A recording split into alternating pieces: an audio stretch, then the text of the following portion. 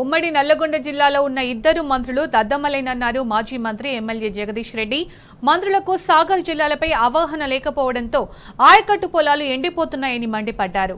ఖమ్మం జిల్లాకు నీళ్లు అధికంగా తరలించడం వల్లే ఎడమ కాలువకు గండి పడిందని చెప్పారు. గండిని పూడ్చడంలో ప్రభుత్వం పూర్తిగా విఫలమైందన్నారు జగదీష్ రెడ్డి.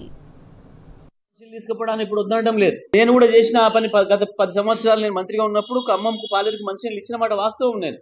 కానీ అదే సందర్భంలో నల్లగొండ జిల్లా రైతుల యొక్క హక్కుల్ని కాపాడుతూనే ఖమ్మం జిల్లా కూడా నేను నీళ్ళు ఇచ్చిన అన్నాడు. కానీ వీళ్ళకి సోయి లేదు. ఎప్పుడో 65 సంవత్సరాల క్రితం నిర్మాణం చేసుకున్న కాలం తెంపింది. కరువున నాడు అదే ఏడుపు, నీళ్ళు వచ్చినాడు అదే ఏడుపైంది నల్గొండ జిల్లా రైతాంగం పరిస్థితి. ఈ జిల్లా మంత్రుల సోయి లేనితనం వల్ల, పట్టింపు లేనితనం వల్ల, నిర్లక్ష్యం వల్ల కేవలం డబ్బుల సంపాదన తప్ప ఇంకొక సోయి లేదు. వ్యవసాయం మీదనే ఆధారపడ్డ జిల్లా నల్గొండ జిల్లా. కేసీఆర్ గారు తీసుకొచ్చిన రైతు బంధు పథకం వల్ల, రైతు రుణమాఫీ వల్ల, 24 గంటల విద్యుత్ వల్ల అత్యంత ఎక్కువ లాభపడిన జిల్లా నల్గొండ జిల్లా.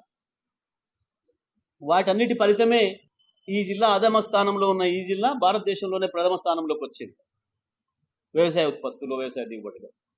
స్వయంగా ఉత్తమ్ కుమార్ రెడ్డి గారి నియోజకవర్గంలోనే జనరేటర్లు కూడా పెట్టుకొని వ్యవసాయం చేసారు ఒకనాడు 2014 ముందు. మిర్చి పంటకు, పత్తి పంటకు జనరేటర్లు పెట్టుకొని చేసిన దుస్థితి ఉండే. దాంట్లో నుంచి వెళ్ళి బయటపడి 24 గంటల విద్యుత్తోని అద్భుతమైన పంటలు పండించింది.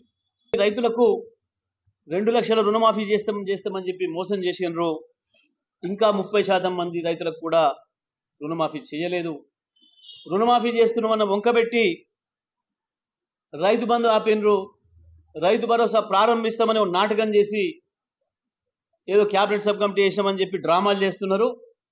మీ సబ్ కమిటీలు మీరు మీ బొందల పడండి, రైతులకు మాత్రం వెంటనే రైతు భరోసా పథకం ప్రారంభం చేయాలని చెప్పి నేను డిమాండ్ చేస్తా ఉన్నా.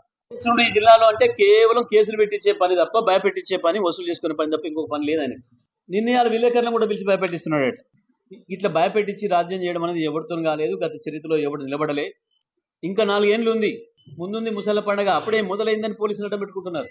పోలీసుల మీద ఆధారపడ్డారంటేనే మీరు ఇచ్చిన హామీలు నెరవేర్చలేకపోవడమే కాదు, ఉన్నది చేయలేకపోతున్నారు. మీ చేతగానితనాన్ని బయట పెట్టుకుంటున్నారు పోలీసుల మీద ఆధారపడి.